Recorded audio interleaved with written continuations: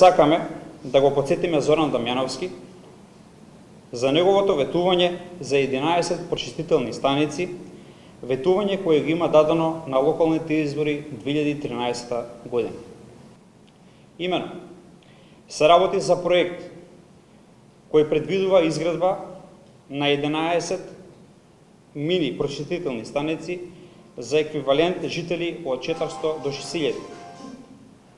Со изградба на овие прочистителни станици, истовремено треба да биде изградена и канализациона мрежа во вкупна должина од 73 км, со што ќе биде решен овој проблем на жителите на следните населени места, и тоа Сопот, Табановце, Четирце, Љубодрак, Ново село, Уминдол, Романовце, Брзак, Агино село, Чинја, Студена бара, Вакав, Скачковце, Орашац, Клечовце и Черкези. Вкупната вредност на овој проект се проценува на 530 милиони денари. Со ова тие уште еднаш упатуваат порака до градоначалникот Дамјановски да не биде рамнодушен кон општината и кон жителите. Од него бараат да излезе и да поднесе отчет за се што нема направено сите овие години за време на пропаѓање на градот, како и да одговори на прашањето до кога мисли над 100.000 граѓани да држи во заложништво. И градоначалникот на Куманово Зоран Дамјановски се обрати до кумановската јавност со цел да даде одговор на општинската ВМРО ДПМН, која на пресконференција го обвини за нереализирани ветувања. Градоначалникот на Куманово Зоран Дамјановски одржа пресконференција и даде одговор на прашањата од страна на општинскиот комитет на ВМРО ДПМН кои се обратија до кумановската јавност. Овој пат со цел да се бара отчет од градоначалникот за како што велат сите нереализирани ветувања. Конкретно тие го обвинија градоначалникот дека во својата предизборна кампања ветил изградба на 11 мини прочистителни станици за еквивалентни жители од 400 до 6000. Дамјановски информираше дека локалната власт неколку пати се обидела да обезбеди финансиски средства за проектот, но неуспешно. Локалната самоуправа 2009-2010 година со подршка на австриската влада, јас лично бев кај заменик министар за финансии, се договоривме за изградба на регионални мини прочистителни станици во 6 региона, во кои ќе беше офатени сите рурални средини и на тој начин Куманово ќе беше единствена општина која ги има решено отпадните води во целост. Значи, направиме инфраструктурни проекти во висина од 100.000 евра, 75% од парите ги финансираше австриската организација невладина, и тоа беше услов за да се аплицира на soft loan кредитот на австриската влада, кој беше во висина од 5 милиона евра, 2,5 милиони евра беше грант. Услов беше да 50% од производите во тој проект бидат од австриско производство, тоа се тие soft loan кредити. Ние аплициравме, добивме согласност начално за проектот од Влада Република Македонија, кога објавиме тендер за избор на комерцијални банки кои ќе го сервисираат целиот процес, добивме негативно мислење од министерот Ставревски. Дамјановски потенцираше дека Куманово ќе се бори да остане доследно на граѓаните и ќе се придржува на своите концепции и вети дека на секоја конференција ќе одговори со аргументи. Центарот за управување со кризи во соработка со општина Куманово ќе помогне во координација со цел полесно справување со проблемот со мигрантите кои секојдневно пристигнуваат на граничниот премин Табановци. Градоначалникот Дамјановски информираше дека општината ќе им помогне на бегалците. Представници од Центар за управување со кризи ја посетија општина Куманово со цел полесно справување со проблемот со мигрантите кои секојдневно пристигнуваат на граничниот премин Табановце. Дамјановски информираше дека општина Куманово во соработка со Центар за управување со кризи ќе им овозможи на мигрантите неколку монтажни објекти кои ќе им послужат на бегалците, особено во зимскиот период. Куманово ја изрази својата желба за соработка во овие тешки премежја, која не е само македонска, тоа е впрочем една големо искушение на европската заедница. Значи, ова бегалската криза е еден проблем кој ги опфаќа повеќе држави во Европа, така да е генерален глобален проблем Меѓутоа, ние сме транзитната земја која ги има сите последици од тој транзит на бегалците и сакаме да покажеме, што вика директорката, да го обелиме образот, значи да покажеме хумана и солидарна компонента на нашите луѓе, препознатливи во таа насока. Директорката на Центарот за управување со кризи Сузана Салиу додаде дека откога е прогласена кризната состојба на 19 август, во Центарот секојдневно заседава Генералниот штаб кој го води системот за управување за оваа кризна состојба. Во Центарот за управување со кризи заседава главниот штаб. Главниот штаб заседава постојано. Ние сега го водиме системот за управување со ова кризната со сето ова што се вика кризна состојба. Ние денеска одлучивме да оствариме непосредна средба, така контакт со градоначалникот на Куманово, зашто кризната состојба важи подеднакво како во Гевгелија, така и во Куманово. Него ние до сега не воспоставивме така директна комуникација поради тоа што во Куманово си течат работите поорганизирано, по јавниот ред и мир некако е помирен отколку во Гевгелија, со оглед на тоа дека во Гевгелија има големи таласи на навлегување на мигранти, на бегалци, бидејќи во Куманово се испраќаат и така што тече некако пофункционално. У Центарот за управување со кризи додадоа дека има и доста меѓународни организации кои нудат помош за решавање на проблемот со мигрантите. Дел од кривополаничките домакинства и овој септември побрза во набавката на огревно дрво за престојната гредна сезона. Додека тие се загрижени за евентуалниот недостиг, долго чекање за испорака и високите цени, одговорните од шумско стопанство Согово Кривопаланка ја смируваат паниката, убедувајќи дека побарувачката ќе биде задоволена. Кривопаланичките домаќинства во најголем процент се топлат на дрва, бидејќи, како што велат, тоа е најсплатливата опција и во текот на годините се навикнале на тој дел од зимското секојдневие. Во пресред на грејната сезона и овој септември побрза да обезбедат огревно дрво, но се жалат на недостигот, на долгото чекање за испорака, како и на високата цена. На што се греете, на дрва или на дрва, струја? на огревно дрво, да. Дали обезбедивте за предстојната зимска Слабо, сезона? слабо. Има нешто, али слабо е.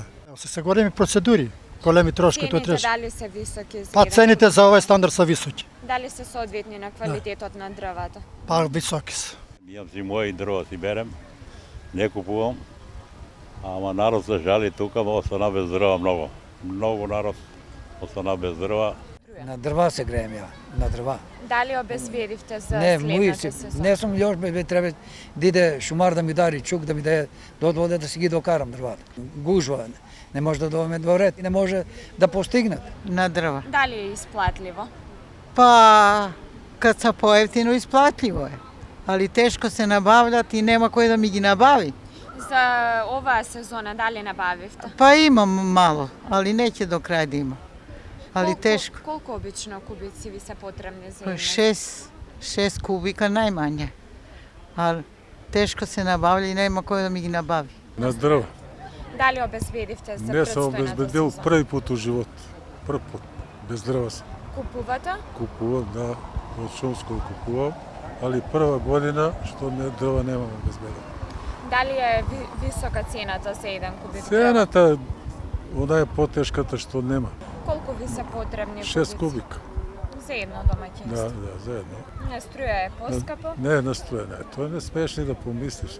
Од подрачната единица на јавното предпријатие Македонски шуми велат дека располагаат со доволна количина на квалитетно буково огревно дрво во стовариштата. При тоа апелираат на трпеливост, бидејќи не може сите да бидат услушани во еден момент. Цената на огревното дрво кое го нудат изнесува 2371 денар по метар просторен без обезбеден превоз.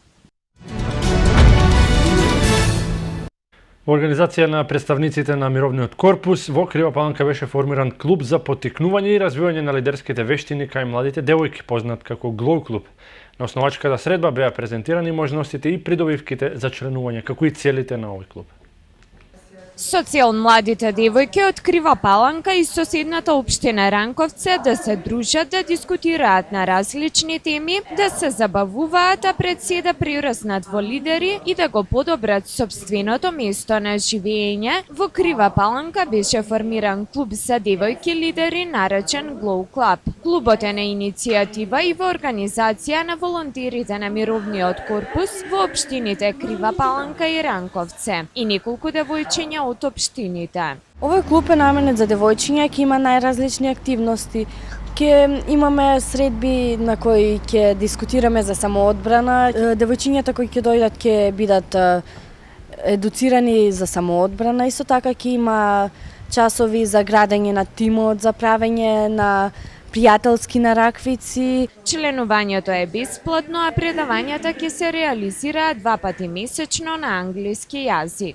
Средби ќе има 2 пати месечно, од кои една ќе биде едукативна, а другата забавна.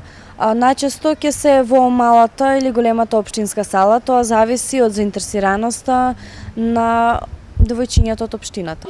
Следната средба е закажана за 26 септември, кога младите девојки ќе се обучуваат како да се одбранат во случај на физички напад. А во предстојните месеци се очекува и посета на директорката на Мировниот корпус.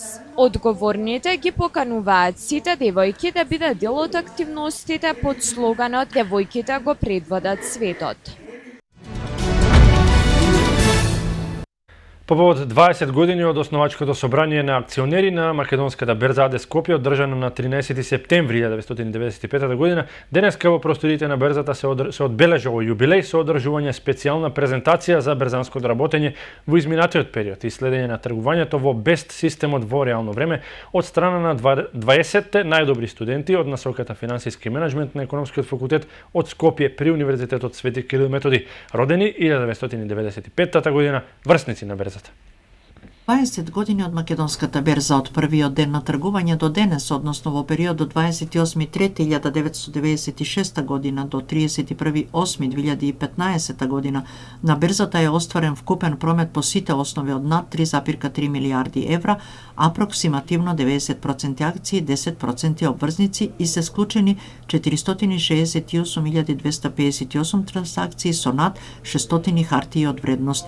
Овие резултати се остварени преку активност на вкупно 32 финансиски посреднички куќи, банки и брокерски куќи кои што во определен временски период биле активни членки на берзата на вкупно 3834 денови на тргување, односно трговски сесии. Најголем промет е остварен во 2007 година во износ од околу 680 милиони евра.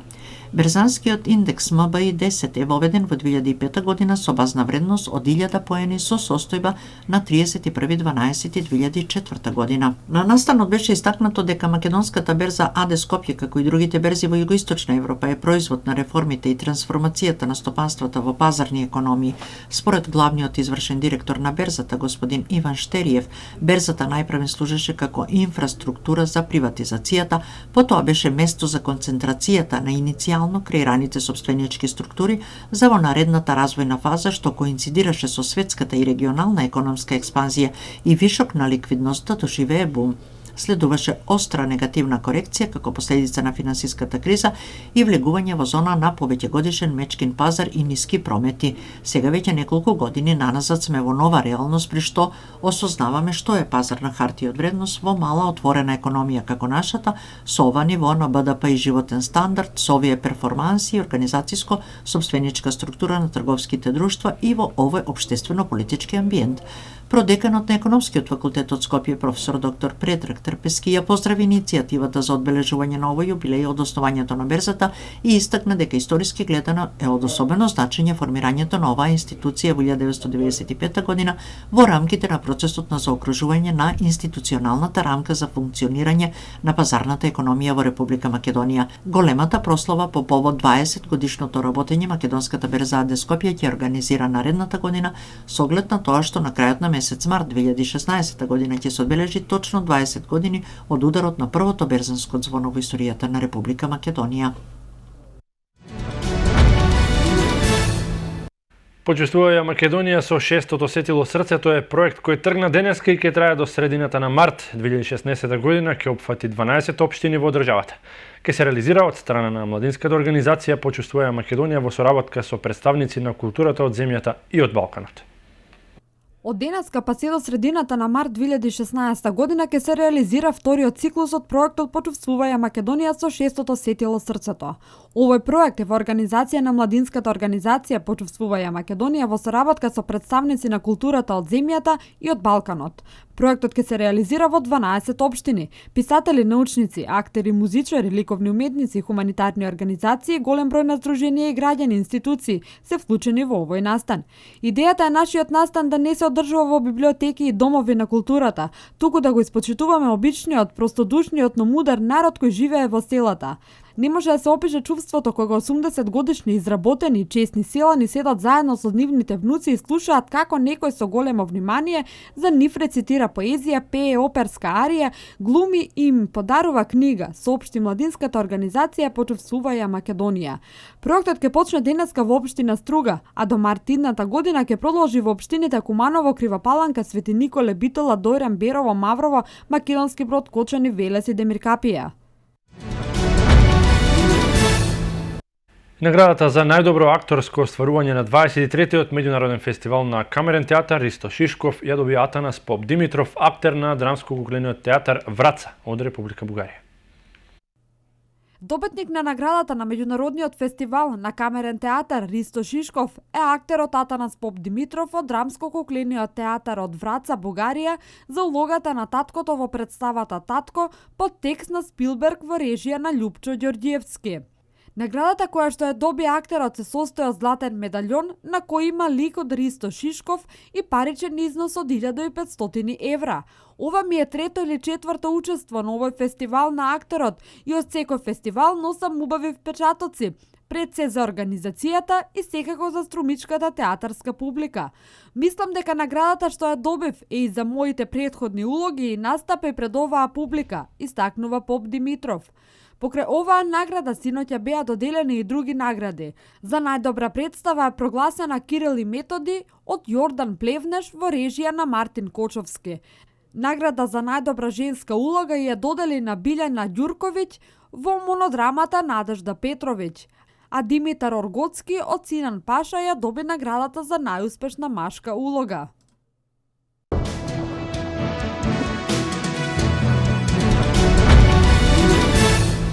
Полицијата во Египет случајно во престрелка во пустина уби 12 туристи и нивниот водич, додека 10 лица се повредени. Српски лекар бил киднапиран вчера во Либија, јави дневниот вестник Блиц. Германскиот министер за внатрешни работи Томас де Мазиер изјави дека Германија привремено вовела контроли на својата државна граница со Австрија. Ова се вестите од светот. Полицијата во Египет случајно во престрелка во пустина уби 12 туристи и нивниот водич, додека 10 лица се повредени. Министерството за внатрешни работи соопшти дека до масакрот дошло случајно, откако за комбито во кој биле туристите помислиле дека е возило на џихадисти, кои со голема брзина се движеле кон пустината.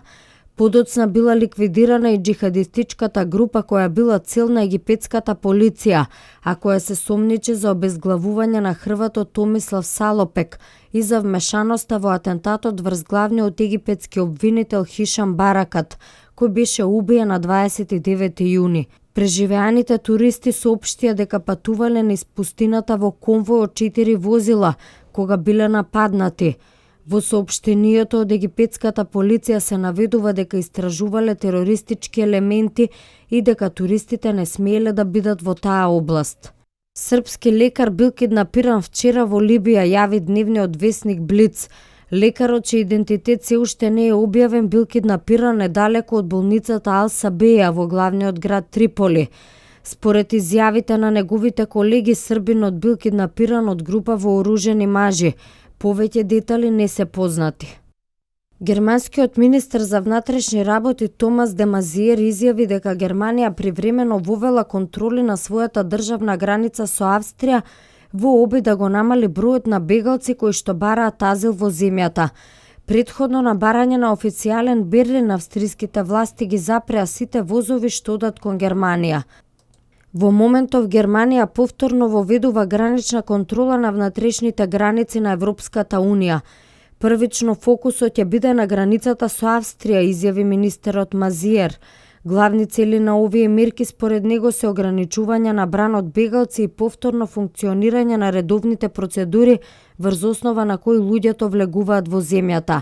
За Мазиер овој чекор на германските власти бил неопходен и поради безбедносни причини.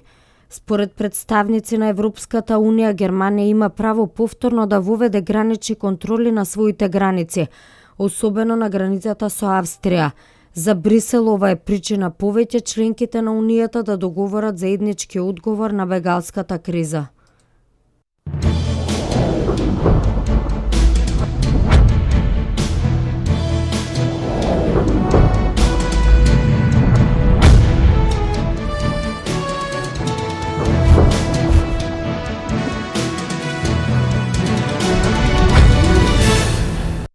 Владо Илиевски кажа збогум на настапите во националниот дрес, а надпреварот со Словенија беше последен за него. На Европското првенство во Хрватска, Илиевски беше капитен со 9 поени и 3,5 асистенции во просек по надпревар.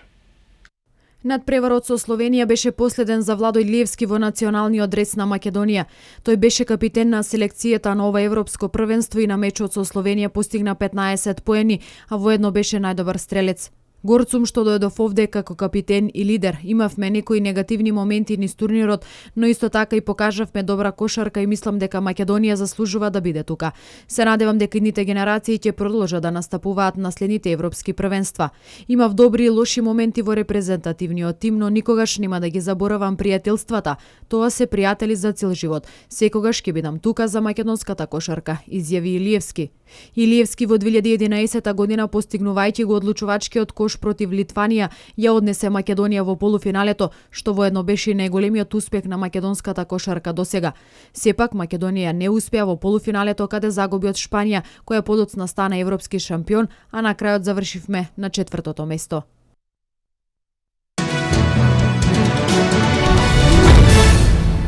Србинот Новак Џоковиќ со триумф на швајцарецот Федерер стигна до 10-та Гранд Слем титула во кариерата. Комплетирано четвртфиналните двојки на Евробаскетот во Хрватска. Меѓународен спорт. Најдобриот светски тенисер во моментов Новак Ѓоковиќ во своето 18-то Гранд Слем финале си замина со 10-тиот триумф. Сега тој е меѓу 8-те најдобри тенисери во историјата, изравнувајќи се со Бил Тилден на една Гранд Слем победа до Род Лавер и Бјорн Борг.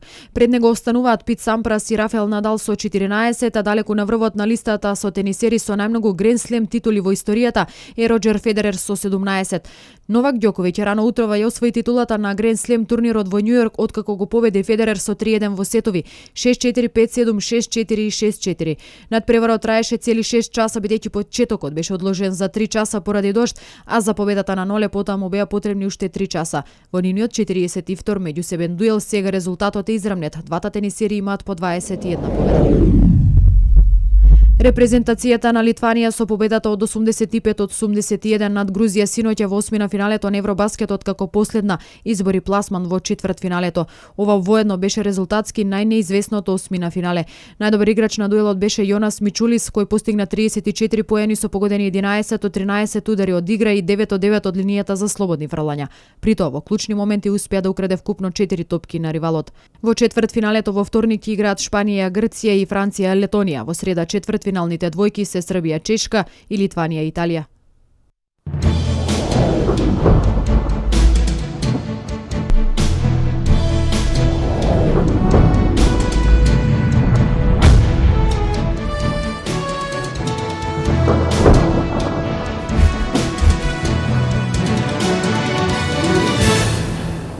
Во текот на оваа работна недела се очекува температура која што ќе биде над просекот за овој дел од годината. Метео.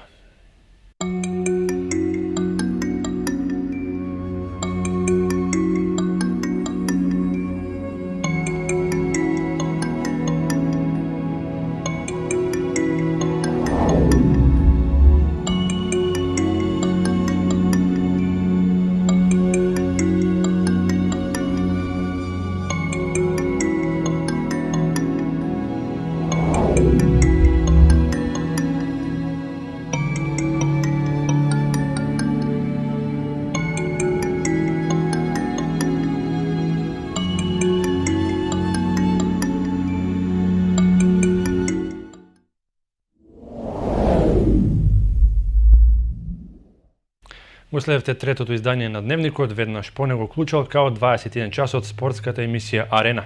Ви благодариме на вниманието, пријатна вечер и останете со Петри.